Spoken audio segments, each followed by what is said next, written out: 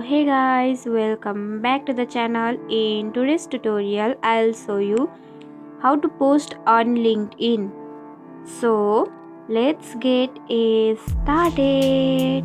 And this is the homepage of your LinkedIn account. Now to post a status or anything, you should have to tap on post icon, which is available on the lower bottom of your screen. So tap on it. Now, so I have already typed it, so I'm pasting here. So see, and once everything is done, you can just tap on post icon, which is available on the top right corner of your screen. So tap on it. Now your post has been successfully posted on LinkedIn. Now see, this is the post I have recently posted, and that's it.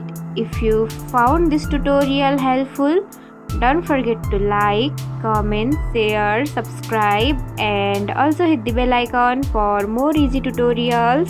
I'll see you in the next video. Till then, bye bye, take care, have a great day.